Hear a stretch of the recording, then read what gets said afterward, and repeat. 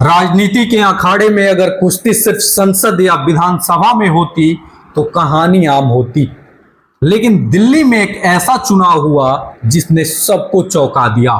ये चुनाव सत्ता बदलने का नहीं बल्कि एक क्लब के भीतर सियासी जंग का था और इसमें बीजेपी के ही दो दिग्गज आमने सामने आ गए।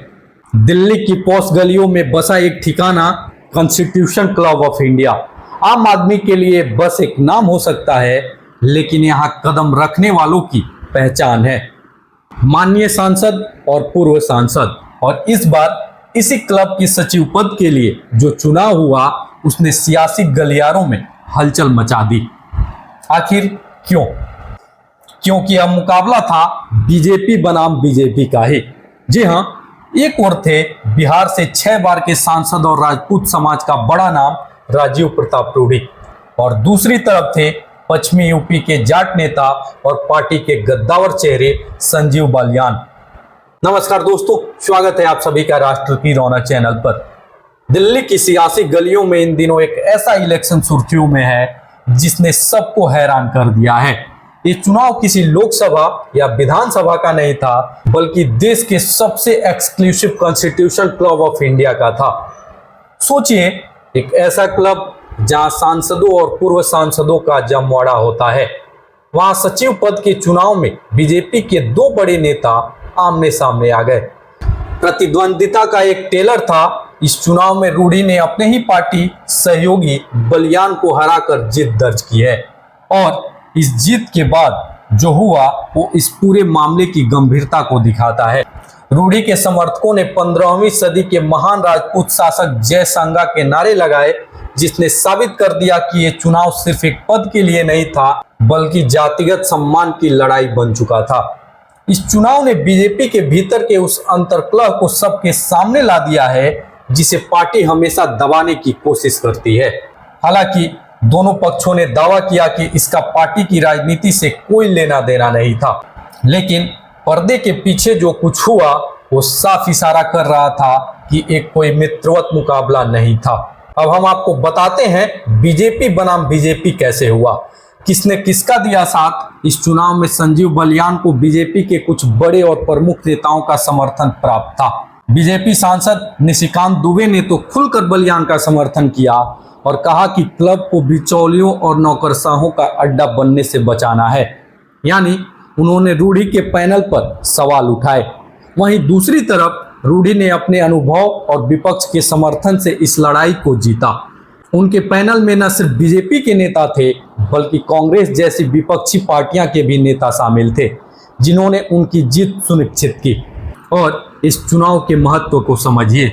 यहाँ वोट डालने के लिए जो दिग्गज पहुंचे थे उनके नाम सुनकर आप हैरान हो जाएंगे। जी हाँ, केंद्रीय गृह मंत्री अमित शाह, बीजेपी अध्यक्ष जेपी नड्डा, कांग्रेस अध्यक्ष मल्लिकार्जुन खड़गे और यहां तक कि पूर्व यूपीए अध्यक्ष सोनिया गांधी भी मौजूद थी। सोचिए, एक क्लब के चुनाव में इतने बड़े बड़े दिग्गजों की मौजूदगी, क्या ये सिर्फ एक चुनाव था या कुछ और? राजीव प्रताप रूडी जो बिहार से 6 बार के सांसद हैं और राजपूत समुदाय का एक बड़ा चेहरा है, उन्होंने इस चुनाव को जीतकर एक तरह से 25 साल की सत्ता विरोधी लहर को हराया है।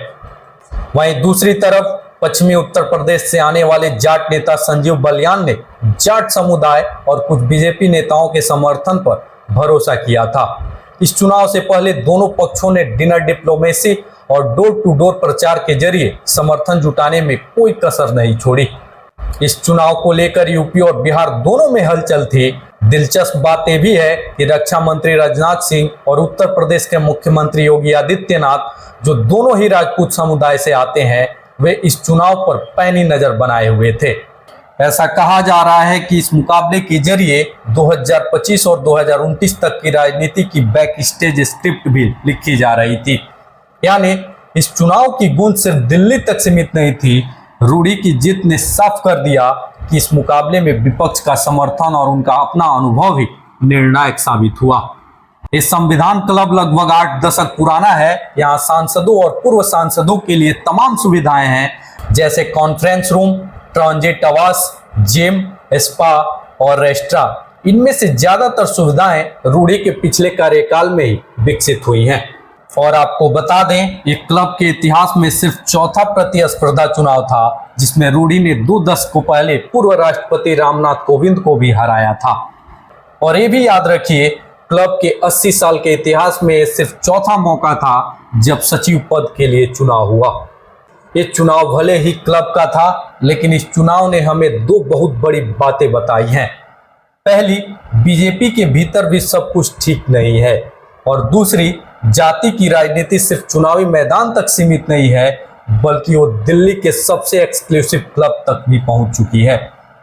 सवाल ये है कि जब एक क्लब के चुनाव में जाति और गुटेबाजी इतनी हावी है, तो 2025 और 2029 के चुनावों में क्या होगा?